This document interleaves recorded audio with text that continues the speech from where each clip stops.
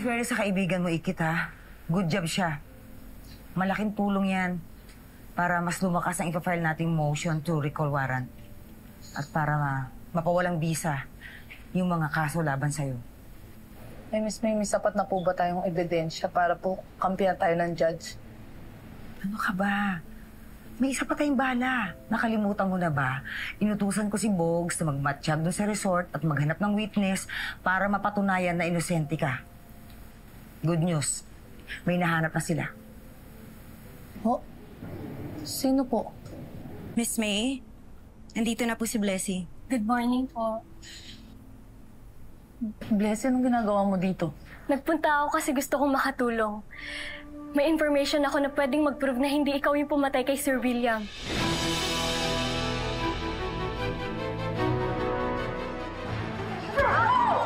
Tama na! Ano ba? Stop it, please! Stop it! Oh my God! Bago ka! No! Tama na! Insultuhin mo kami! Huwag lang ang mga magulang namin, ha?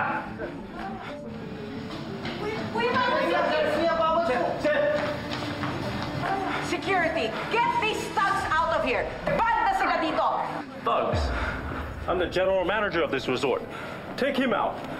Sinapak niya ang isa sa mga board of directors. Mas mataas ang posisyon ni Mr. Robles. And even though you're the general manager here, that is not our company policy. We do not condone violence in Dream Paradise.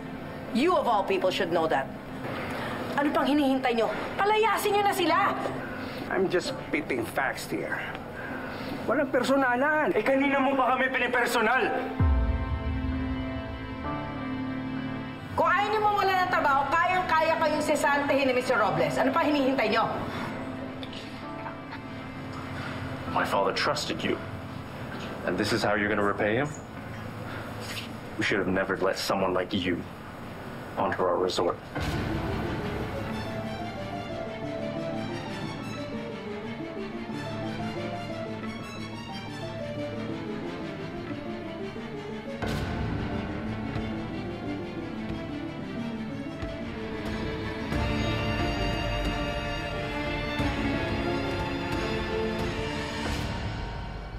Ako yung nasa front desk nung araw na pinatay si Sir William. Tandang-tanda ko pa noon nung dumating ka tapos hinanap mo si Sir Matthew, di ba? 6:50 ng gabi. Naalala ko yun kasi nagsiselfie ako noon tapos nakagip ka pa nga sa picture eh. Tignan mo.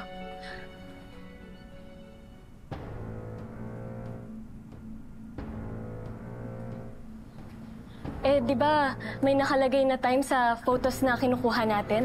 Kaya may pruweba ako na ganung oras ka dumating sa resort.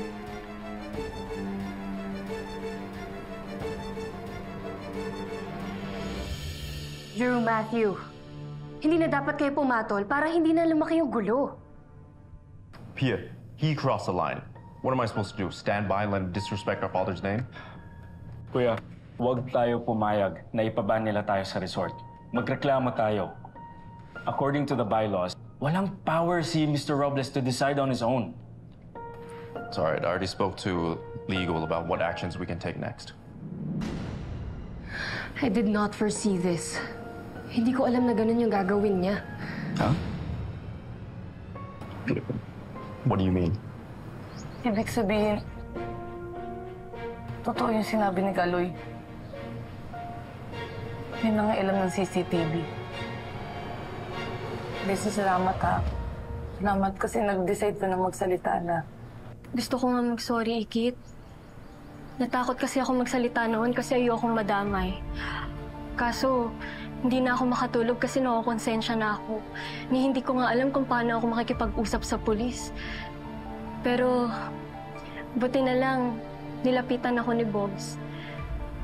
Siguro, sign na rin yun para magsalita na ako. Natumulong ako. Alam mo, Blessing, bulog ka ng langit para sa akin. Maraming salamat talaga. Sana magamit natin yung picture mo, tsaka yung statement mo, tsaka yung pinadalang video ni Kaloy. Para marinis ko yung pangalan ko para mapatunayan kung innocent talaga ako.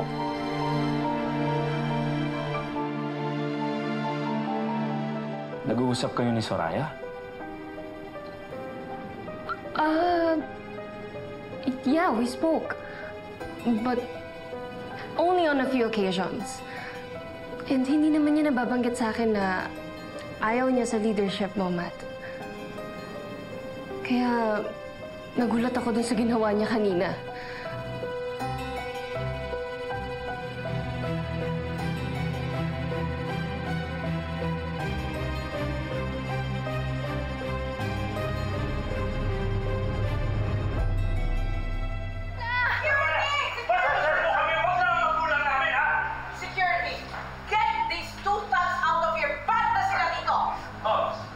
Kapal talaga ng mukha niyang Soraya na yan.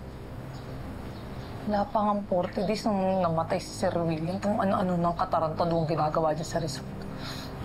Gawin na niya lahat ang gusto niyang gawin sa resort. I-enjoy niya na yung mga huling linggong natitira niya. Dahil malapit natin gamitin ang ebidensya laban sa kanya.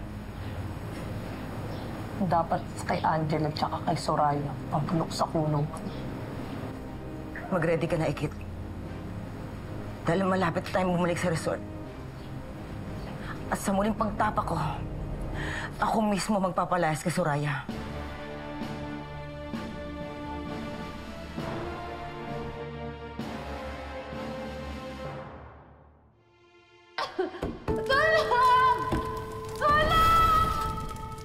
That's what you deserve for killing my mom. Binibining pangit. Kasing pangit ng itsura niya ang ugali niya.